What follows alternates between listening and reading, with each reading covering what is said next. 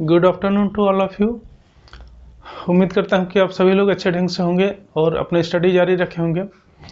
जैसे कि हम लोग पिछले क्लास में अध्ययन कर रहे थे भौगोलिक विचारधारा के संदर्भ में, तो हम लोग उसमें जर्मन भौगोलिक विचारधारा के या जर्मन संप्रदाय के संदर्भ में अध्ययन कर चुके हैं। आज हम लोग फ्रांसीसी संप्रदाय के संदर्भ में अध्ययन करेंगे। तो जैसे पिछले क्लास में हम लोग देखे थे कि जो जर्मन संप्रदाय है विशेष रूप से वो नियतिवादी विचारधारा के समर्थक हैं या वातावरण विचारधारा के समर्थक हैं। जितने भी उसमें भूगोलवेता थे सभी लोग नियतवादी से ही समर्थन करते थे। कुछ लोग पूरी तरह से कट्टर समर्थक थे और कुछ लोग उसमें अपना अंतर समर्थित करके चलते थे। वैसे ही जो फ्रांसीसी विचारधारा है ये कमोवेश रूप से जितने भी इसमें भूगोलवेता है लगभग संभववादी विचारधारा के समर्थक हैं। संभववादी विचारधारा अर्थात कि प्रकृति पर मनुष्य का विजय के रूप में देखा जाते हैं। इसको संभववादी विचारधारा के नाम से जानते हैं। जो कि जो नियतवादी विचारधारा है वो प्रकृति का जो मानव के ऊपर प्रबलता से संबंधित है, या कहने का तात्पर्य यह है कि प्रकृति द्वारा ही मानव के क्रियाकलाप या कोई भी आर्थिक क्रियाकलाप निर्धारित होता है, तो उसको नियतिवादी की संज्ञा दिया जाता है। जबकि संभववादी में प्रकृति पर मानव का विजय के रूप में देखा जाता है। ठीक है, तो हम लोग इसमें देखेंगे कि ये जितने भी भूगोलवेता हैं इससे संबंधित हैं। जो मुख्य रूप से जो फ्रांस में भूगोल का विकास करने का जो श्रेय जाता है विडाल डी ला ब्लास को जाता है। ये काफ़ी इम्पोर्टेंट भूगोलवेता हैं और इनसे लगभग ज़्यादा क्वेश्चन इनसे आते हैं, तो इनके बारे में एक एक चीज़ अच्छे ढंग से समझ लेना है। ठीक है, तो हम लोग एक एक करके अध्ययन करते हैं। जो कि ये विडाल डी ला ब्लास जो कि फ्रांस में भूगोल के विकास के लिए या भूगोल में का नींव डालने के लिए सबसे ये प्रमुख है।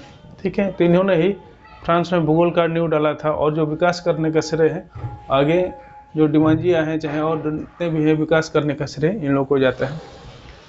तो विडाल डी ला ब्लास जो उनका समय था 1845 से लेकर के 1918 के बीच में था। ये वास्तव में एक प्रादेशिक भूगोलवेता थे और वहाँ पे मानव भूगोल के संस्थापक भी थे। फ्रांस में मानव भूगोल के संस्थापक इनको ब्लास को ही माना जाता है। इन्होंने एक भूगोल इसका किताब का भी नहीं, मानव भूगोल नाम से एक किताब भी लिखे हैं। ठीक है, किताब भी है और दूसरा है इनका जो बुक है मानव भूगोल के सिद्धांत से संबंधित एक किताब है। ठीक है, ये जो मानव भूगोल के सिद्धांत के बुक है वो वास्तव में इनके मरणोपरांत उसको प्रकाशित किया गया था। उनके जो शिष्य थे मार्टोनी या उनके दामाद भी हैं वो उनके द्वारा प्रकाशित किया गया था। ठीक है, मानव भूगोल का सिद्धांत। इसमें जो पेज एक शब्द का नाम दिया जाता है वो वास्तव में फ्रांस के कई छोटी छोटी इकाइयों में प्रादेशिक इकाइयों में डिवीजन किए थे और उसी का नाम पेज दिए थे। ये काफ़ी इंपॉर्टेंट है, इसको याद रखिएगा, पेज PAYS। ठीक है, ये अक्सर यहाँ से क्वेश्चन पूछा जाता है कि पेज किस चीज़ को बोलते हैं, तो याद रखिएगा कि ब्लास का दिया हुआ ये शब्द है और वो जो एक भौगोलिक इकाइयों के लिए यूज किया जाता है। ठीक है, दूसरा ये किताब एक इनका नाम है, बुक है फ्रांस का भूगोल। ठीक है, फ्रांस का भूगोल में ही टेबलो का यूज किए थे, टेबलो शब्द का यूज किए थे। इसका मतलब था कि जो फ्रांस के पठार पर रहने वाले जो मानव है और प्रकृति के बीच में जो अंतर संबंधित है उसके बारे में यहाँ पे डिस्कस किए थे, तो इसको टेबलो नाम दिया गया था। ठीक है, इसके अतिरिक्त हम लोग देखते हैं कि जेनेरे डी वी एक शब्दावली यूज किए थे। जेनेरो डी वी या जेनेरे डी वी इसको कहा जाता है। इसको मनुष्य की जीवन पद्धति इसको माना जाता है कि मनुष्य की जीवन पद्धति को इन्होंने जेनेरो डी वी के नाम से भी या जेनेरो डी वाई के नाम से जानते हैं। ये भी काफ़ी इम्पोर्टेंट है। ठीक है, जैसे पेज के बारे में इम्पोर्टेंट है, पूछा जाता है क्वेश्चन, वैसे जेनेरो डी वी के बारे में भी क्वेश्चन पूछा जाता है। ठीक है, यहाँ से डायरेक्ट ही क्वेश्चन पूछा जाता है कि जो जेनेरो डी वी है, दो तरफ से इसमें क्वेश्चन बनता है कि ये जो जेनेरो डी वी है इसको किसने दिया है नाम, तो ब्लास ने दिए हैं और इसके साथ साथ इसका जो अर्थ क्या होता है, तो वो अर्थ होता है इसका मनुष्य की जीवन पद्धति। ठीक है, इसके बारे में इन्होंने जो पार्थिव एकता से संबंधित था इसको विचारधारा माना था कि पार्थिव एकता या यूनिवर्सल यूनिटी ऑफ इसको बोले थे कि यूनिटी ऑफ ज्योग्राफी के बारे में जैसे हम लोग पढ़े थे वैसे ही को प्राकृतिक पार्थिक एकता या प्राकृतिक एकता के संदर्भ में इनको बात किया गया था। ठीक है, जिसमें मानव और प्रकृति अंतर संबंधित होते हैं, जिसको पार्थिक एकता के नाम से जाना गया था। इसके अतिरिक्त इन्होंने मानव को सक्रिय और निष्क्रिय दोनों तरह से वो माने थे कि ये सक्रिय कारक भी हैं और कहीं निष्क्रिय कारक हैं। ये वास्तव में उस पर निर्भर करता है कि जो मानव द्वारा कितना तकनीकी का विकास किया गया है। अपने तकनीकी और ज्ञान के आधार पे मनुष्य कहीं पे सक्रिय होकर के विकास कर सकता है, और जहाँ पे सक्रिय नहीं है, जहाँ पर तकनीकी ज्ञान नहीं है, वहाँ पे निष्क्रिय होकर के कुछ भी विकास उसका नहीं हो सकता है। तो इसीलिए इसको यहाँ पे सब मानव को सक्रिय और निष्क्रिय दोनों कारक माना गया है। ठीक है, आगे ही इनका जो एक बुक है जो कि मानव भूगोल के सिद्धांत नाम से जाना जाता है, ये वास्तव में इनके मरणोपरांत ये प्रकाशित हुआ था, जो कि इनके जो शिष्य थे मार्टोनी या इनके जो दामाद भी हैं, उन्होंने ही प्रकाशित कराया था। ठीक है, ये भी काफ़ी इम्पोर्टेंट बुक है। ये अक्सर पूछा जाता है, मानव भूगोल के सिद्धांत मिलाने के लिए आता है अक्सर क्वेश्चन, इसको ध्यान में रखिएगा। इसके बाद से दूसरा है बुक है ज्योग्राफी यूनिवर्सल। ये भी इनका इम्पोर्टेंट बुक है, ये भी क्वेश्चन पूछा जाता है। और ये जो अन्नस डी ज्योग्राफी, ये पत्रिका है एक, इनके द्वारा भी ये इनके संपादन का कार्य किए थे। ठीक है, अन्नस डी ज्योग्राफी, इसको भी याद रखिएगा। इन्होंने सार्वभौमिक एकता का सिद्धांत के रूप में क्या विश्वास करते थे। ठीक है, जैसा कि हम लोग अभी डिस्कस किए कि मानव और पर्यावरण के बीच में जो अंतर संबंधित होता है, तो किसी को इग्नोर नहीं किया जा सकता है। ठीक है, तो इन्होंने सार्वभौमिक एकता का इसमें को स्वीकार किया है। ठीक है, इसके साथ साथ प्रकृति को इन्होंने एक सलाहकार के रूप में माने हैं। ठीक है, ये जो जैसे ब्रून्स का कट्टर समर्थक थे, वो इस टाइप के समर्थक नहीं है, बल्कि उनका मानना ये है कि प्रकृति वास्तव में एक सलाहकार है और कुछ भी नहीं है। ठीक है, तो सलाहकार के रूप में प्रकृति को इन्होंने माने हैं, इसीलिए इनको संभववादी विचारधारा की संज्ञा दिया जाता है। ये भी संभववादी, इनके जो स्टेटमेंट है उससे झलकता है कि ये संभववादी विचारधारा के समर्थक हैं। इसके बाद से अगला जो ज्योग्राफर है जेम्स ब्रून्स हैं। ठीक है, जेम्स ब्रून्स जो इनका समय है 1869 से 1930 तक का इनका जो टाइम है। ठीक है, इन्होंने भी जो संभववाद है इसके भी प्रबल समर्थक हैं। इन्होंने ये ब्लास के शिष्य हैं, इन्होंने एक बुक लिखा था ला ज्योग्राफी ह्यूमन। ठीक है, इसको मानव भूगोल भी कहते हैं। ठीक है, लेकिन वास्तव में ये था, इनका बुक का नाम था ला ज्योग्राफी ह्यूमन। ठीक है, ये फ्रांसीसी भाषा में भी था। अगला है जो इनका कार्य कि जल वितरण और जनसंख्या के वितरण के मानचित्र के संदर्भ में ये प्रबल समर्थक थे। इसके भी मैंने कहे जाते कि इनका जो जनसंख्या वितरण और जो जल के वितरण के बारे में भी मानचित्र बनाया जाना चाहिए। ठीक है, भूगोल के अंतर्गत जनसंख्या वितरण और जल वितरण का मानचित्र बनाया जाना चाहिए। ठीक है, इसके अतिरिक्त इन्होंने एक आधारभूत तत्व बताए थे भूगोल के आधारभूत तत्व बताए थे। इनको बताए थे कि 6 बताए थे, जिसमें इसमें 3 काफ़ी इंपॉर्टेंट है, जिसमें है मृदा के अनुपातक प्रयोग से संबंध में तत्व है। ठीक है, और दूसरा जो इसमें परिवहन और आर्थिक क्रिया से संबंधित उसको माना जाता है, परिवहन जिसका मृदा उसका उपयोग नहीं किया जा सकता है या अनुत्पादक प्रयोग के रूप में किया जाता है। ठीक है, तो जैसे सड़क है उसका उत्पादक प्रयोग नहीं हो सकता है, केवल उसका चाहे घर बना दिया जाए वहाँ पर भी अनुत्पादक ही प्रयोग है। तो इसीलिए इसको कहा गया है कि मृदा का अनुत्पादक प्रयोग का सम्मत तत्व है। दूसरा है वनस्पति और पशुओं पर विजय, ये इसको भी माने हैं भूगोल से संबंधित एक आधारभूत तत्व इसको माने हैं। दूसरा विध्वंसात्मक अर्थव्यवस्था, इसको ओवर इकोनॉमी के भी नाम से जानते हैं, या क्योंकि जितने भी इससे कार्य किए गए हैं, जितने भी अर्थव्यवस्था पर से संबंधित कार्य किए जाता है, वो वास्तव में जो पर्यावरण होता है उसको नुकसान पहुंचाता है। इसीलिए इसको रोबर इकोनॉमिक या विध्वंसात्मक अर्थव्यवस्था का नाम दिया गया है। ठीक है, ये तो 3 मुख्य रूप से इम्पोर्टेंट थे और तत्व जो भूगोल के तत्व हैं।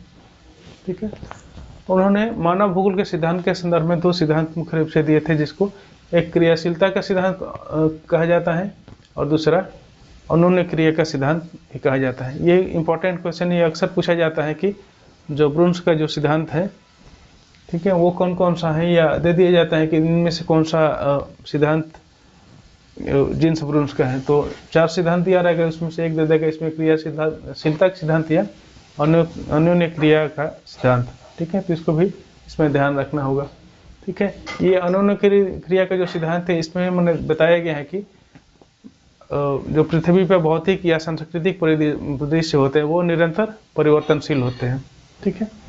तो हम लोग के सिद्धांत को यहाँ पे डिटेल में नहीं जाना है, केवल याद रखना, इतना ही याद रखना है कि ये ब्रुन्स के द्वारा ये दिया गया सिद्धांत है, ठीक है। इसके अतिरिक्त अगला जो भूगोल लेता है मार्टोनी है, ठीक है।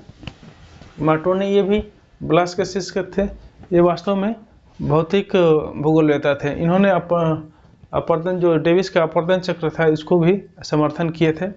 इसके साथ साथ इन्होंने जो शुष्कता इंडेक्स के आधार पे मरुस्थलों का निर्धारण किया है। यहाँ पे इंडेक्स लिख लीजिएगा, करेक्ट कर लीजिए इसको, शुष्कता इंडेक्स के आधार पे, ठीक है। केवल शुष्कता नहीं है बल्कि शुष्कता इंडेक्स के आधार पे जो मरुस्थल है उसका वर्गीकरण किए थे या उसका निर्धारण किए थे, ठीक है, कि जो ज़्यादा अर्ध शुष्क है या जो ज़्यादा शुष्क है, ठीक है।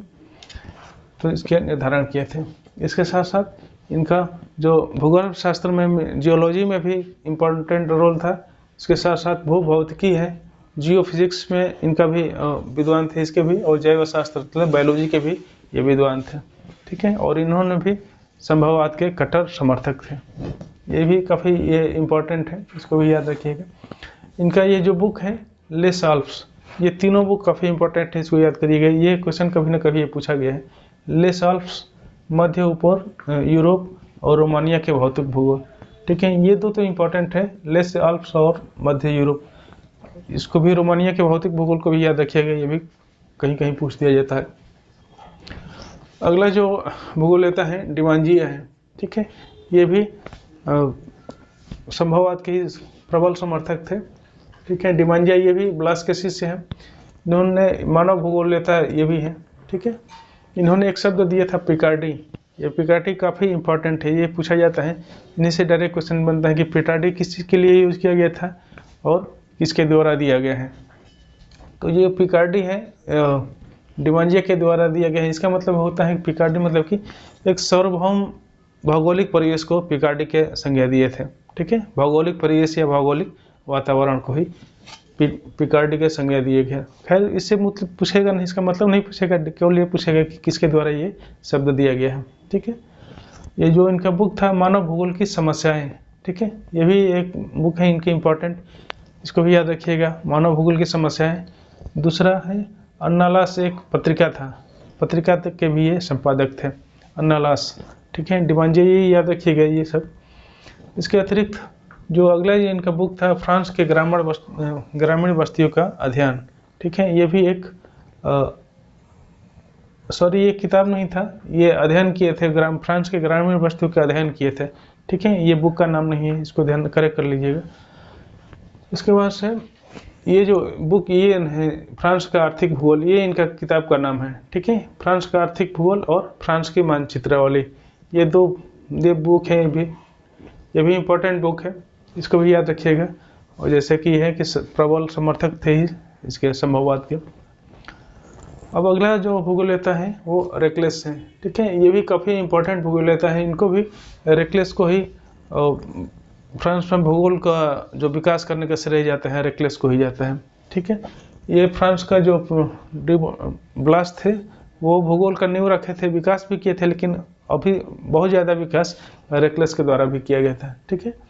इन्होंने एक बुक लिखे थे ला टेरी, ये काफ़ी इंपॉर्टेंट बुक है, यहाँ से क्वेश्चन आता है डायरेक्ट, यहाँ से सीधे क्वेश्चन पूछा जाएगा कि ला टेरी किसका बुक है, या मिलाने के लिए आता है। तो ला टेरी लिखे थे, जिसका ये एक तरह से भौतिक भूगोल की किताब थी, ठीक है। इसके बाद से भौतिक भूगोल भी एक किताब लिखे हैं। इसके साथ साथ विश्व का नवीन भूगोल, ठीक है, विश्व का नवीन भूगोल नाम से एक किताब लिखे हैं। ये भी इम्पोर्टेंट किताब है, जो कि जो रिटर के जो आर्डकुंडे था इसी का अनुसरण करते हुए ये किताब को लिखे हैं, ठीक है, जिसमें मानव और पर्यावरण के बीच में अंतर संबंधों के बारे में डिस्कस किया गया है, ठीक है। ये 19 खंड में था, ठीक है, ये 19 खंड में ही विश्व का नवीन भूगोल था। अगला जो है ब्लैंचर्ड, ये ब्लैंचर्ड भी काफ़ी इंपॉर्टेंट भूगोल होता है, इनसे ज़्यादा क्वेश्चन नहीं बनता है। ब्लैंचर्ड से अल्पाइन संस्थान था, एक भौगोलिक संस्थान को उसके संपादक थे। 2-3 टाइप के क्वेश्चन बनेगा, ठीक है। संपादक का नाम पूछेगा, जो अल्पाइन जो भौगोलिक संस्थान था। इसके अतिरिक्त इनका जो बुक का नाम है, बस वहीं से पूछते हैं क्वेश्चन। बुक था ये अल्पाइन रिव्यू, ये पत्रिका था, ठीक है। अल्पाइन रिव्यू बुक नहीं था बल्कि पत्रिका था ये, इनके संपादन किए थे। उसके अतिरिक्त ये सब बुक हैं। नगरीय भूगोल का विधि तंत्र, ये काफ़ी इंपॉर्टेंट किताब है इनकी, ठीक है। यहाँ से डायरेक्ट ही क्वेश्चन ये पूछा जाता है, इसी क्वेश्चन के बारे में ज़्यादा पूछा जाता है। नगरीय भूगोल का विधि तंत्र, इसके बारे ही में इनसे क्वेश्चन बनेगा। और दूसरा फ्रेंच आल्प्स, यहाँ से भी क्वेश्चन बनता है, ठीक है। और दूसरा उनका अगला किताब है पश्चिमी एशिया, ठीक है। ये 5 किताब है, नगरीय भूगोल का विधि तंत्र, पश्चिमी एशिया, और ग्रेनोविल का नगरीय भूगोल, ठीक है, और फ्रेंच आल्प्स, ठीक है। ये किताब का नाम याद रखिएगा। ये वास्तव में नगरीय भूगोलवेता भी थे, ठीक है, ब्लैंचर्ड। जो अगला भूगोलवेता है वो है लिपले, ये एक समाजशास्त्री थे। लिपले समाजशास्त्री, फ्रांस के समाजशास्त्री थे और पर्यावरणवादी थे, ठीक है। पर्यावरण से संबंधित काफ़ी अध्ययन किए थे। इन्होंने निवास क्षेत्र और समाज के संबंधों पर बल दिया था। इन्होंने इसी का अध्ययन ही किए थे, समाज और जो परिवार है उसके संदर्भ में, निवास क्षेत्र और समाज के संदर्भ में। इन्होंने एक बुक भी लिखे हैं, स्थान, कार्य एवं परिवार, ठीक है। ये बुक का भी नाम है और ये सिद्धांत के रूप में भी इसको प्रतिपादित किया है। इनका ये सिद्धांत था कि स्थान कार्य को प्रभावित करता है और कार्य परिवार को भी एक दूसरे से अंतर संबंधित है और एक दूसरे को प्रभावित करते रहते हैं, ठीक है। तो ये बुक का भी नाम है, इसको लिखे।